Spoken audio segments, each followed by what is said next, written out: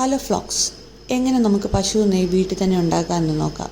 വളരെ എളുപ്പത്തിൽ ഉണ്ടാക്കാൻ പറ്റുന്നതാണ്. അതിന് വേണ്ടിയിട്ട് പാലിൻ്റെ പാട ഞാൻ എടുത്തു വെച്ചിട്ടുണ്ട്. ഇതുപോലെ എല്ലാ ദിവസത്തെയും പാട നമ്മൾ ശേഖരിച്ച് ഒരു പാത്രത്തിനകത്താക്കി ഫ്രിഡ്ജിനകത്ത് വെക്കാം. ഫ്രീസറിൽ വെക്കണമെന്നൊന്നുമില്ല, ഫ്രീസറിനകത്ത് വെച്ചാലും കുഴപ്പമില്ല.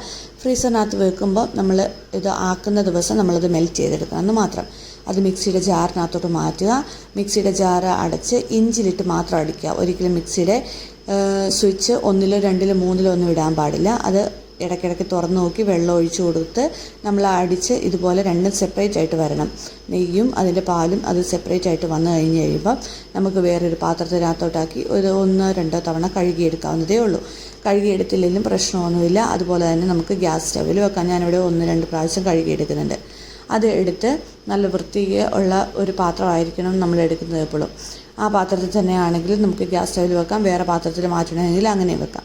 സോ ഞാൻ ഈ പാത്രത്തിൽ തന്നെയാണ് ഗ്യാസ് സ്റ്റവിൽ വെച്ച് അതിന് മെൽറ്റ് ചെയ്തെടുക്കുന്നുണ്ട്.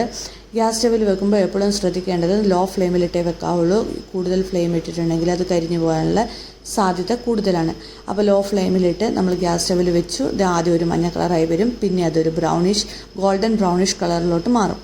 ആ ഒരു പരുവാകുമ്പോഴാണ് നമ്മുടെ കറക്റ്റ്. ഒത്തിരി കരിഞ്ഞു പോകാൻ പാടില്ല. കരിഞ്ഞു പോയിട്ടുണ്ടെങ്കിൽ നെയ്യുടെ ചുവ തന്നെ മാറിപ്പോവും, ടേസ്റ്റ് വ്യത്യാസമായിരിക്കും. സോ ഇപ്പം നമ്മുടെ സംഭവം ആയിട്ടുണ്ട്. ഈ ഒരു കളറിൽ ഈ ഒരു പരുവത്തിലായി കഴിയുമ്പം നമ്മളതെടുത്ത് ആറാൻ വേണ്ടി മാറ്റി വെക്കുക. ആറുമ്പോൾ ശ്രദ്ധിക്കേണ്ടത് ഫുള്ളായിട്ട് കവർ ചെയ്ത് വെക്കരുത്. ഫുള്ളായിട്ട് കവർ ചെയ്ത് വെച്ചിട്ടുണ്ടെങ്കിൽ അതിൻ്റെ ആവി തട്ടി അതിൻ്റെ വെള്ളം അതിനകത്തോട്ട് തന്നെ വീഴാനുള്ള ചാൻസസ് ഉണ്ട്. അപ്പം ഒരു അരിപ്പ വെച്ചിട്ടോ അല്ലെങ്കിൽ പകുതി തുറന്ന് വെക്കുന്ന രീതിയിൽ നമ്മൾ മൂടി വെച്ച് ആർച്ചെടുക്കുക. എന്നിട്ട് അത് നല്ല വൃത്തിയുള്ള കഴുകി ഉണങ്ങി ഒരു ബോട്ടിലോട്ട് ട്രാൻസ്ഫർ ചെയ്യുക. എനിക്കിവിടെ 500 ഗ്രാമിൻ്റെ ഒരു ബോട്ടിലാണിത്. അതിന് എനിക്ക് 450 ഗ്രാമോളം നെയ്യ് കിട്ടിയിട്ടുണ്ട്. അപ്പോൾ വളരെ എളുപ്പത്തിൽ നമുക്ക് കുട്ടികൾക്കൊക്കെ വിശ്വാസത്തോടുകൂടി കൊടുക്കാൻ പറ്റുന്ന ഒരു സംഭവമാണ്.